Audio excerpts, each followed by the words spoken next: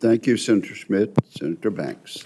Thank you, Mr. Chairman. I wasn't going to ask about this, but General Alvin, the dumbing down of the conversation about the Air Force One from Qatar, I think deserves some more attention. Can you talk about whether it's a domestically made aircraft or an aircraft that is gifted to us from Qatar, wherever that aircraft might come from, there would be major security protocols before the commander-in-chief would fly on that airplane. Isn't that correct? Yes, Senator, that's correct. And I think if it's possible, because of anytime we're talking about things having to do with the security of the commander-in-chief, if we can do that at the closed session, there are many more things. Totally understand, but the public deserves to know that major security protocols would happen no matter where the plane comes from. Yes, Senator. Right, and the public can be assured of that being the case because the United States Air Force isn't going to allow the President of the United States to fly on a plane that isn't secure. Yes, Senator, we will comply with the requirements for his security and all those that are given to us by the White House. Yeah, thank you. Mr. Secretary, we've talked about this before, but can you talk about just how important the Air National Guard and the Air Force Reserves are to you in this administration and what kind of goals we have over the next 4 years to strengthen those important institutions might be? Yeah, I'd be happy to. Before I do that, I just want to make sure that this airplane was the one that we're talking about here was actually domestically produced. That Understood. It is a 747 Right. platform. Understood. Just like the current platforms are.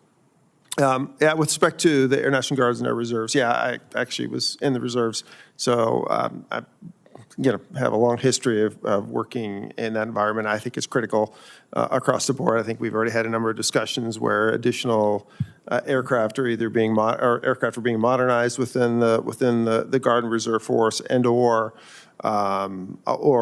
new aircraft are being brought into the Guard and Reserve. So yeah, it has always been and will continue to be a key part of the Department of the Air Force's strength combat capability. As you know, from the Space Force perspective, there's a lot of transition going on. General Saltzman maybe talked to that a little bit. Yeah, in accordance with the NDAA, the transfer of the space capabilities that in the Air National Guard are going to flow into the Space Force, and we're working on all the planning because those capabilities are critical. The work that's being done, both in the Air Force Reserve and the Air National Guard for space is critical. Yeah, I appreciate that. Last month, as you know, the President came to the Midwest, and he spoke at Selfridge Air National Guard Base, as Senator Slotkin alluded to a moment ago, and he said, quote, "The previous administration was willing to surrender Air National Guard fighter units across the country by retiring aircraft that were not being replaced. But under the Trump administration, we're correcting that injustice." Mr. Secretary, can you talk about the President's direction on the need to invest more in these Air National Guard fighter units, which are important to me, whether it's Michigan or Indiana or across the country? Can you talk about what that investment looks like? Yeah, I mean, I think that and many of the other president's comments kind of reiterate his perspective on the importance of bringing more air combat power into the service, and as General Alvin has been championing.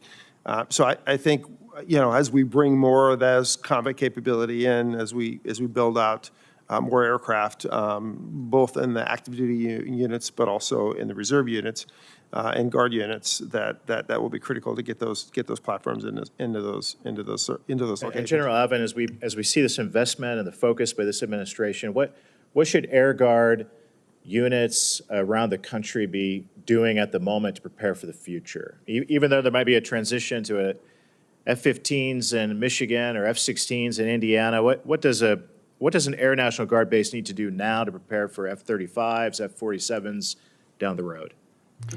Senator, I'd say the short answer to that is really what they have been doing, which is ensuring that they maintain the quality of their aircrew, the quality of the maintenance, the quality of the support that has made them an integral part of our ability to deploy and fight overseas for the last quarter century and before. So I think the Air National Guard, and of course, working as a total force, because we are a total force, they continue to integrate into our deployment scheme.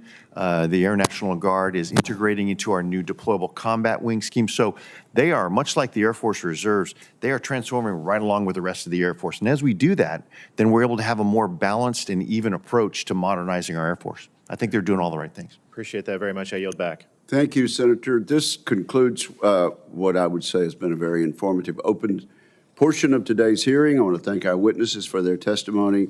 For the information of members, questions for the record will be due to the committee within 2 business days of the conclusion of the hearing. We will commence the closed portion of this hearing in Senate Security at 12:25.